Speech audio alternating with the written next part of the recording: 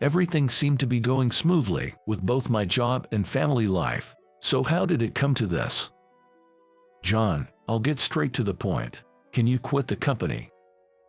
What? To be clear, you're an eyesore. If you won't quit, I can ask my dad to scrap this project. Are you okay with that? That's absurd. I was being threatened with resignation by the son of a client's president, who had been hired through nepotism at our company. After much thought, I decided it was not wise to resist. A major company project was at stake. Despite feeling frustrated and ashamed, I succumbed to his threats and decided to quit the company. When I revealed to my wife, Emily, that I was quitting my job, "Well then, that's good. Thank you for quitting your job." Surprised by Emily's unexpected words, I tilted my head in confusion. My name is John. I'm a 26-year-old construction worker. My father is a well-known architect who handles everything from state offices and commercial buildings to custom homes.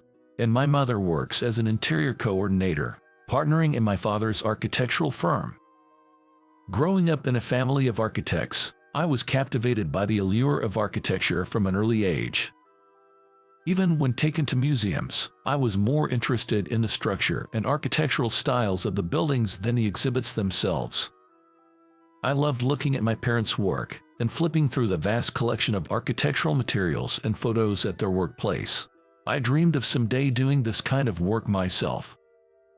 I went to a high school with an architectural program and used the money I earned from part-time jobs to visit newly opened cafes and commercial facilities, conducting my own field work to understand the architectural styles and materials used.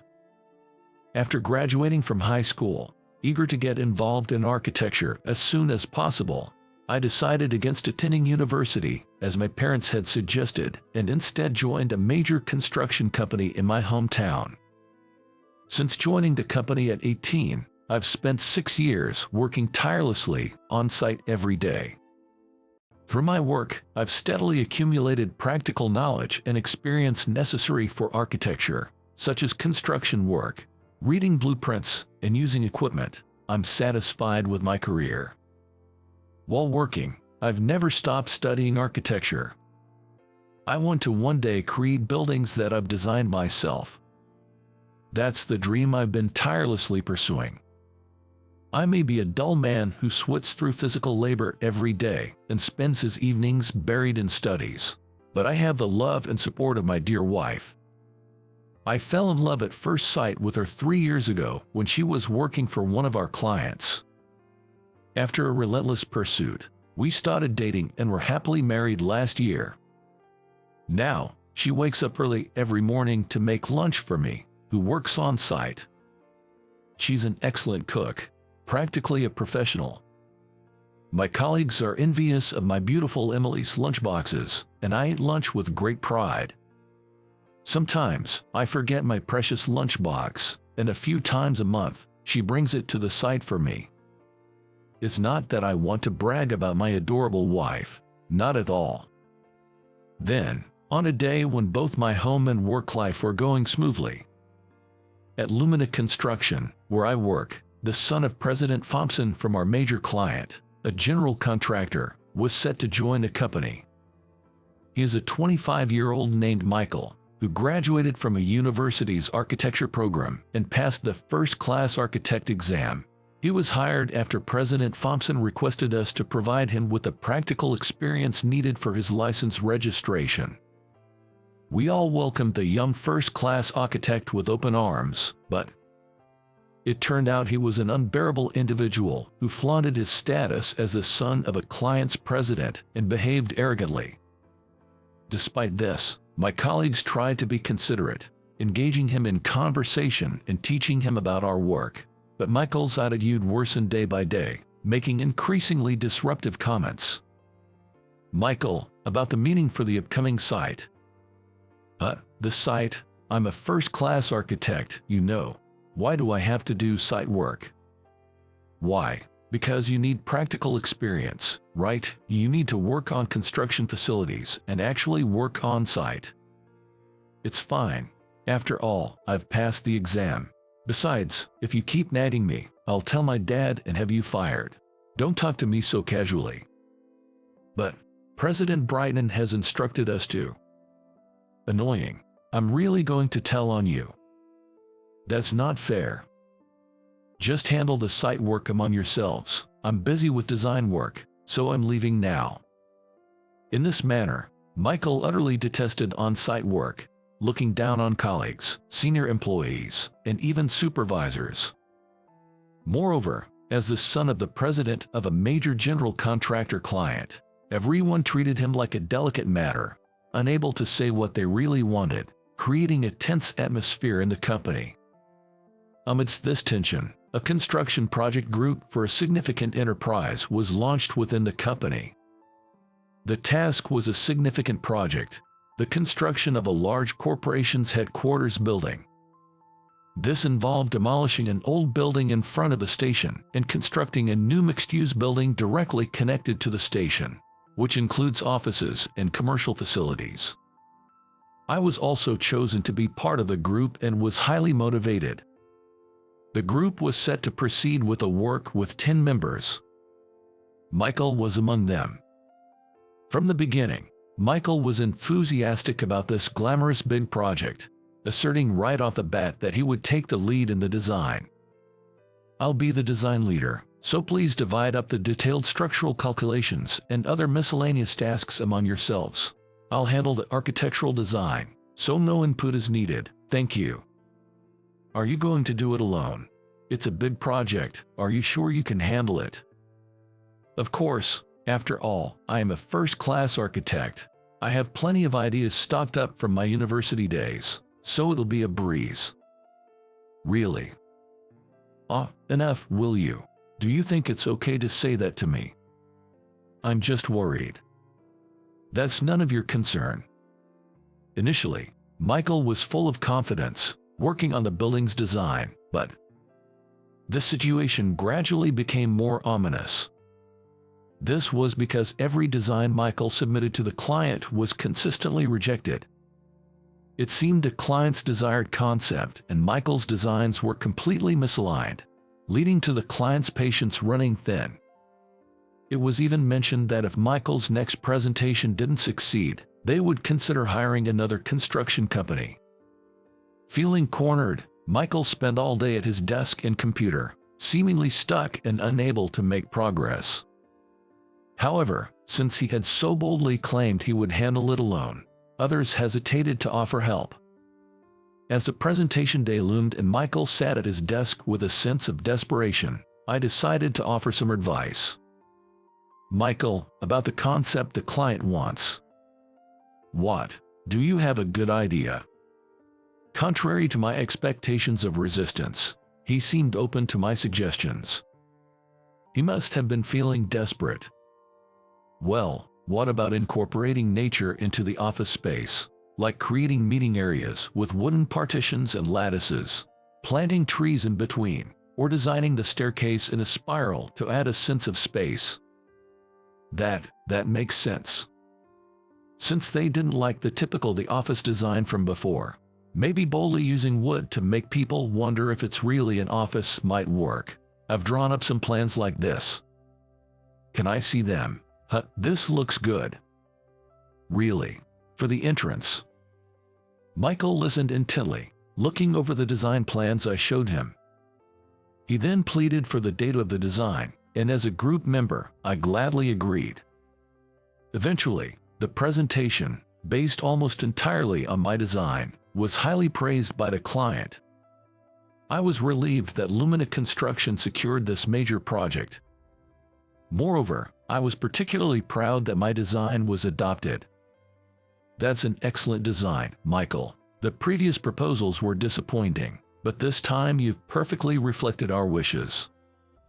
Thank you. I rethought everything from scratch, sparing no time for sleep. Inspiration struck me in a moment of extreme pressure. Wait, isn't this the design I created? Right. Keep up the good work. Incredibly, Michael took all the credit for the project's success in front of the client. After the client left, I confronted Michael. Michael, this is too much. How can you monopolize the success like this? What's wrong with that? I presented it under my name. But in the end, it was my design that was used, right? Well, what are you talking about? If you keep overstepping your bounds, I might just ask my dad to get you fired from this company, you know. Are you okay with that? You can't do that. What are you saying? Do you have any idea how much stock my dad holds in this small construction company? The personnel and management of this company are all under my dad's control. That's absurd. Don't believe it. Think I can't do it. Want to see for yourself. Michael sneered, belittling me. I bit my lower lip in frustration but endured it, not wanting to be removed from this job. After that, the project proceeded smoothly, and we entered a critical phase in the design work. One evening, as I was working late, Michael unusually approached me for a conversation. Ever since the incident where he took credit for my work, Michael and I hadn't spoken at all, and even if he apologized now, I had no intention of forgiving him. John, can I talk to you for a sec? What is it? Don't be so standoffish. After stealing my work, you have the nerve to act like this.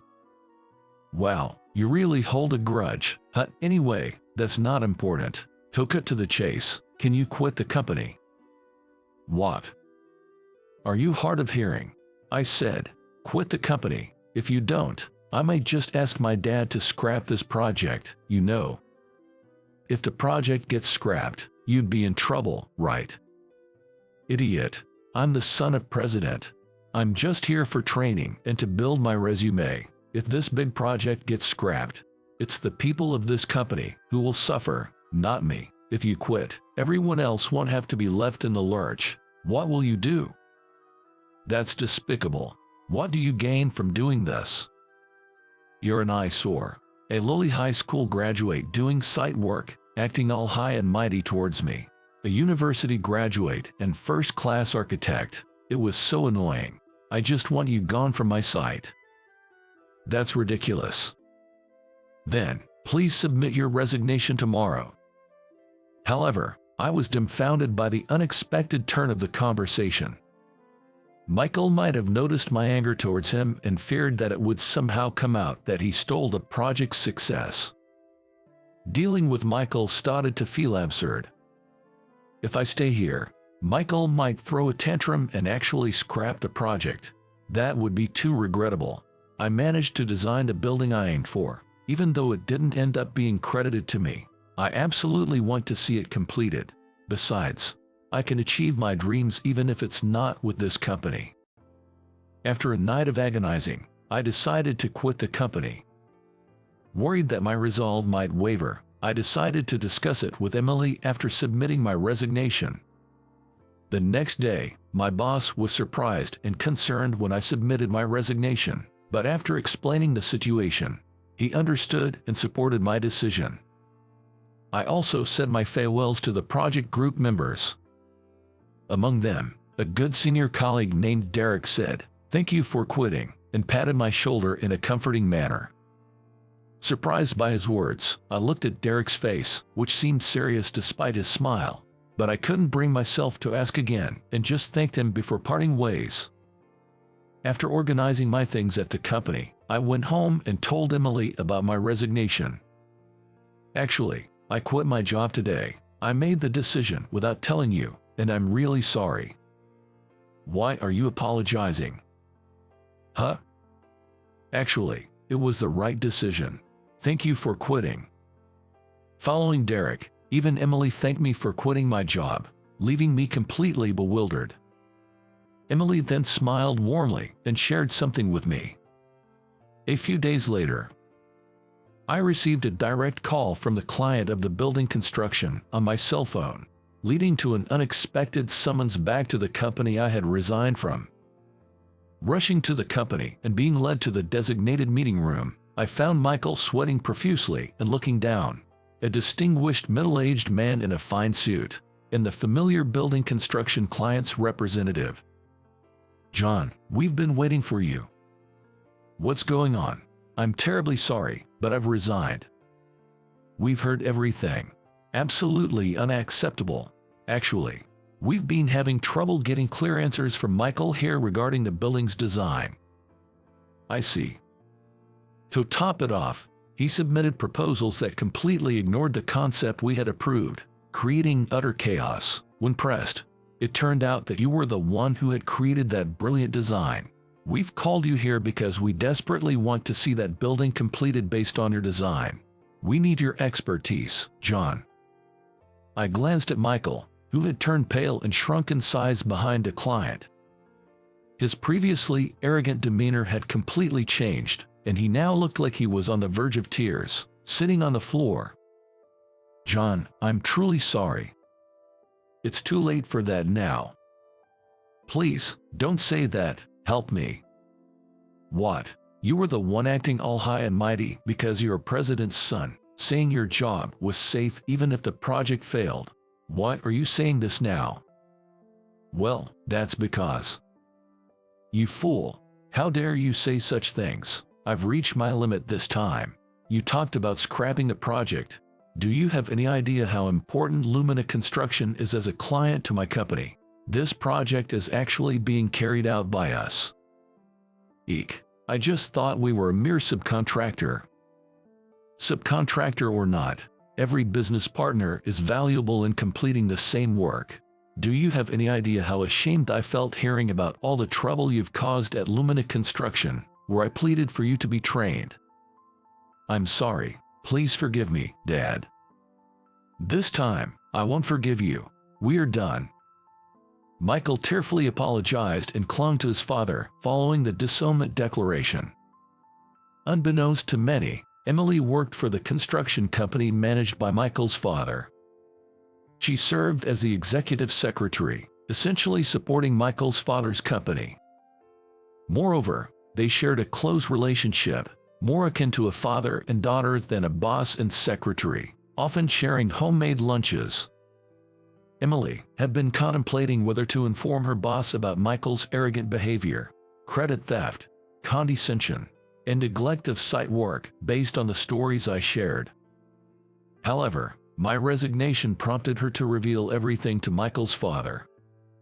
He was furious to learn that his cherished secretary's husband, me, had resigned due to the son's tyranny. He had sent his son to a construction company client for on-the-job training, but upon hearing of his misdeeds from his secretary, Emily, he rushed to Lumina Construction for an inquiry. Around the same time, Derek, a senior colleague, had submitted a petition to President Brighton about Michael's tyranny. It appears that Mr. Brighton then shared this with Michael's father for consultation. I later learned that Derek had written a compelling document expressing concern about the loss of a promising junior, me, and requested my resignation be reconsidered. Knowing the true intent behind their thank you made me laugh. Subsequently, I was called back to the company I had left and rehired not as a construction worker but as an architect. Michael was abandoned by the client, the company, and his father, and ended up being fired. He cried and wailed to the end, but no one extended a helping hand. His misdeeds became well known throughout the industry, making employment difficult, and he was left wandering. Meanwhile, I successfully completed the significant building construction project. Years later, with accumulated experience, I advanced from a second-class architect to a first-class architect, receiving recognition for my work on commercial facilities, buildings, and custom homes, fulfilling my dreams and living a content life. And soon, our family will grow by one. I plan to design a happy home for our family,